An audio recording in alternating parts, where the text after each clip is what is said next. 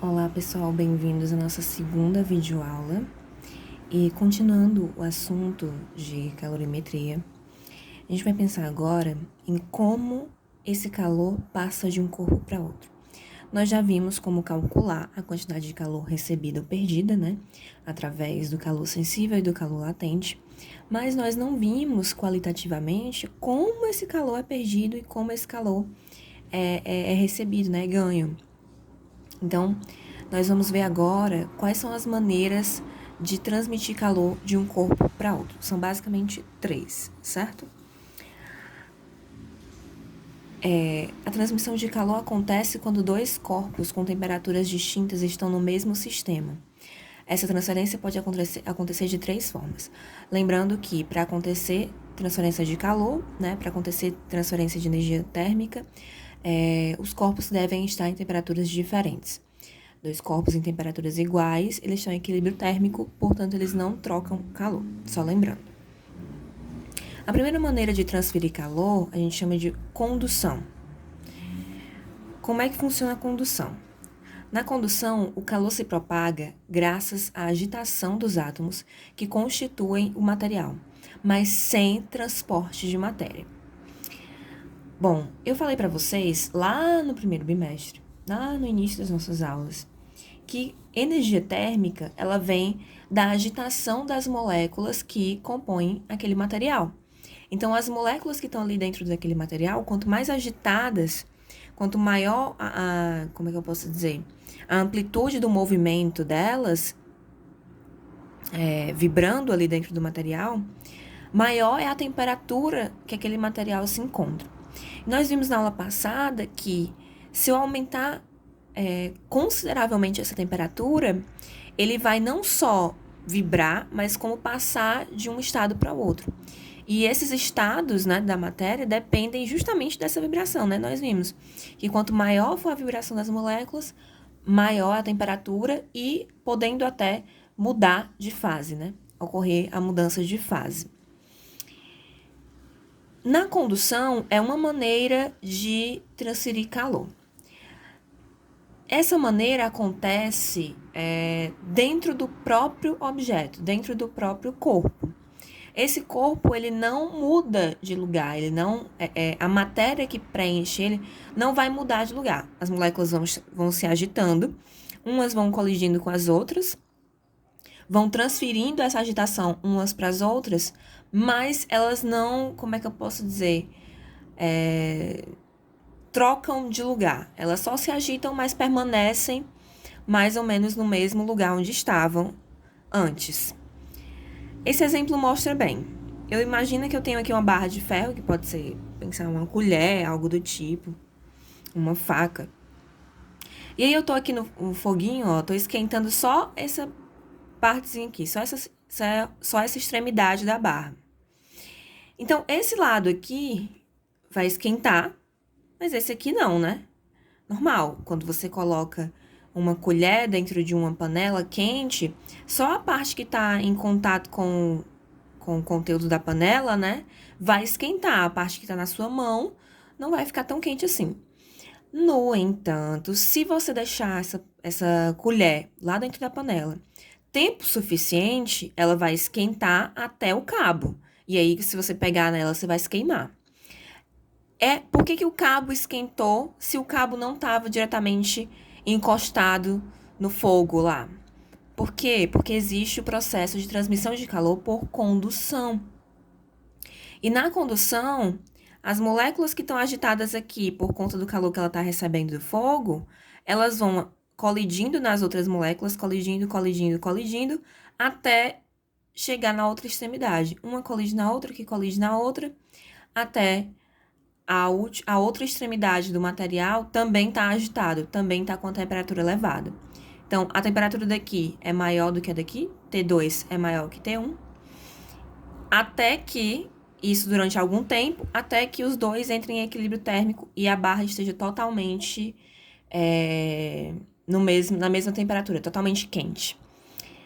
Mas como é que a gente calcula a velocidade de transmissão desse calor, né? Como é que a gente calcula quanto tempo vai demorar para esse calor sair dessa extremidade e chegar na outra? através do cálculo do fluxo, né? Do fluxo de calor, que só é válido para a condução, certo? Outra coisa, a condução, ela acontece em sólidos, certo? Em objetos sólidos. Para objetos líquidos e gasosos, a gente vai ver daqui a pouco qual é o tipo de transmissão de calor que acontece neles. Condução é para sólidos.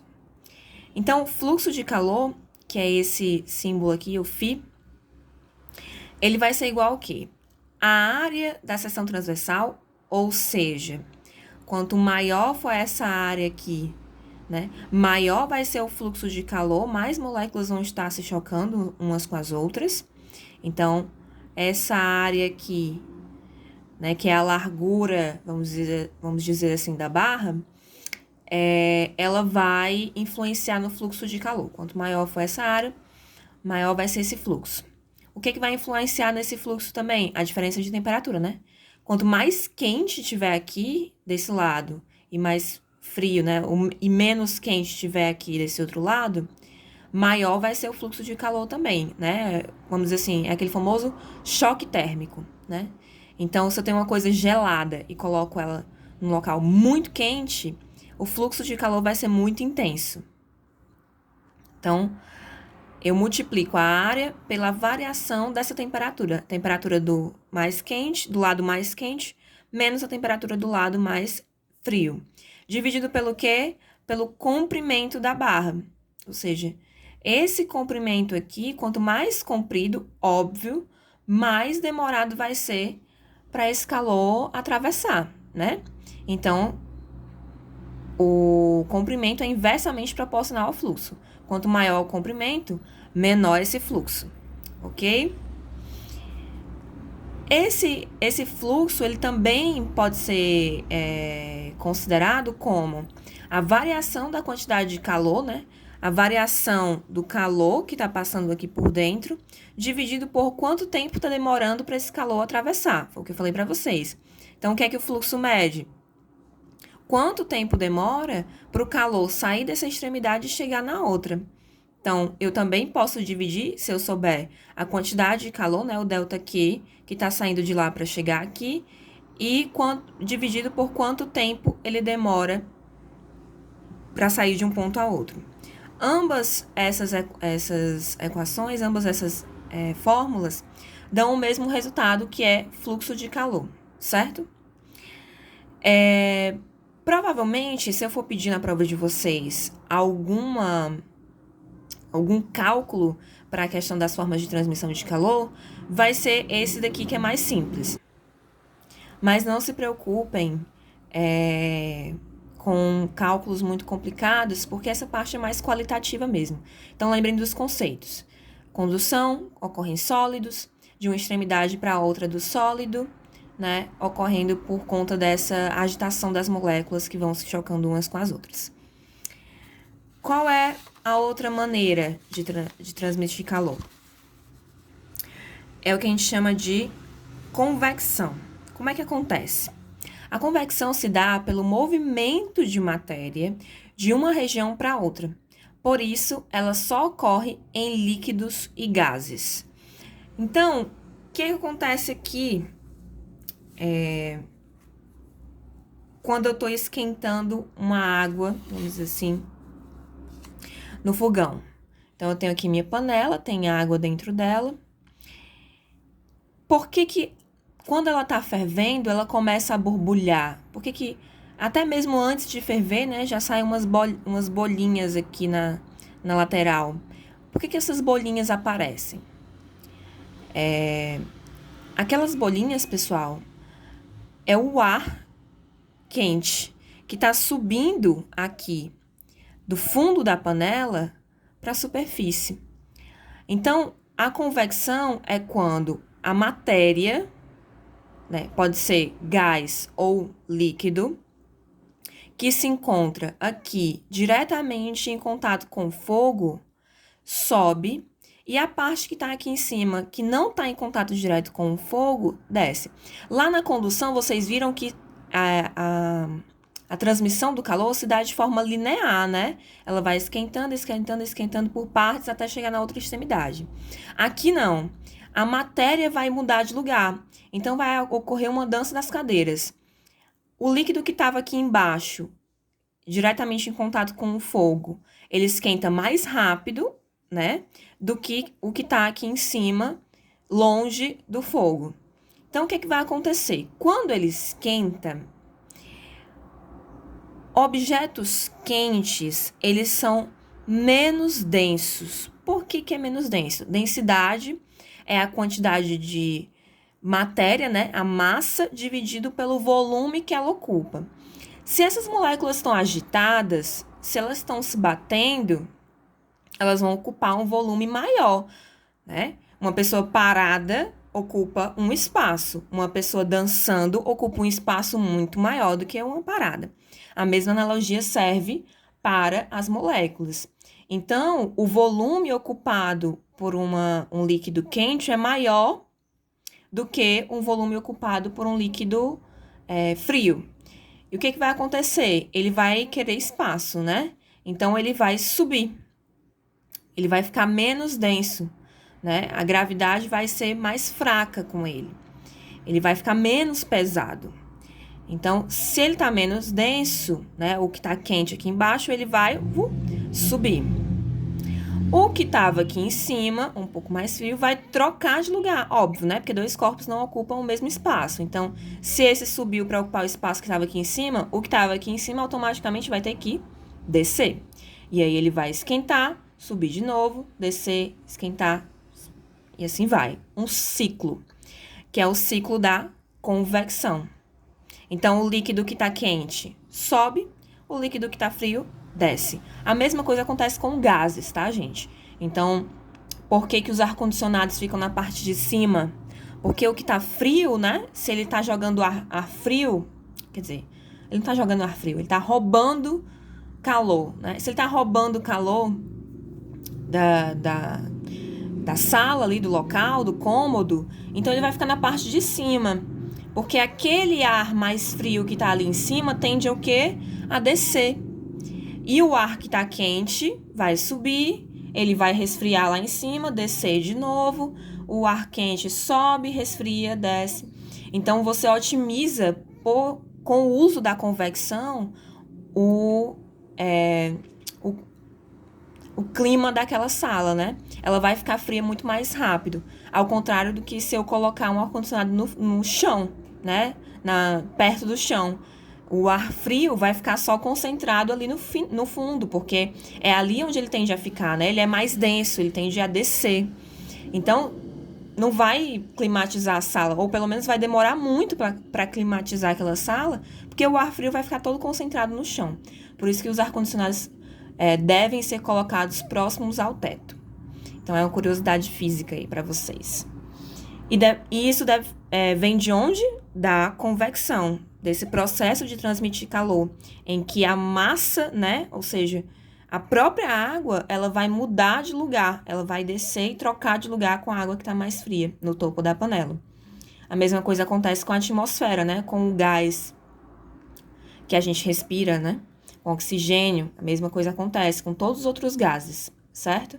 Então, para líquidos e gases, convecção. Para sólidos, condução.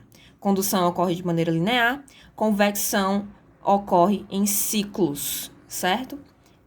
Essa é a grande diferença. E existe a terceira e última maneira de transmitir calor, que a gente chama de radiação.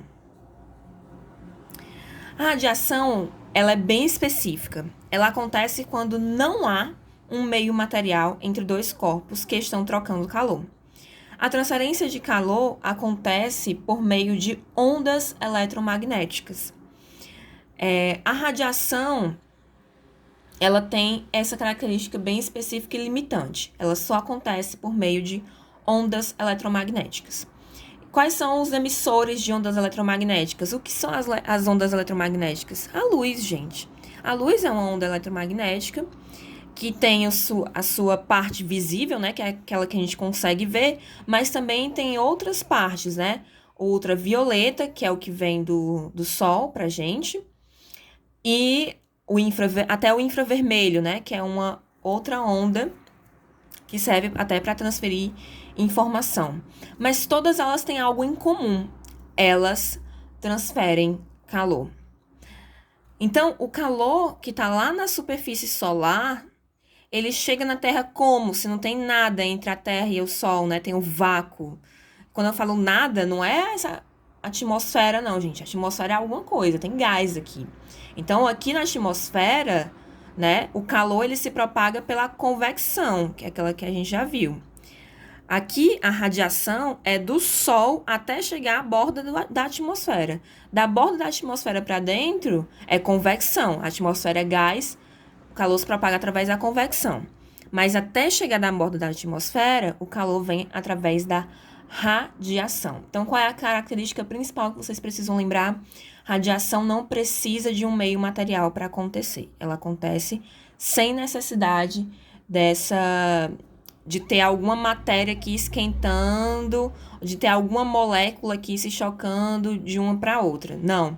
Ela vem direto por meio dessas ondas. Lá no quarto bimestre, a gente vai estudar ondas e eu vou falar um pouquinho mais sobre esse fenômeno aí. Mas, por enquanto, pensem nisso. Não tem nada entre uma coisa e outra, mas o calor se transfere por meio dessas ondas eletromagnéticas.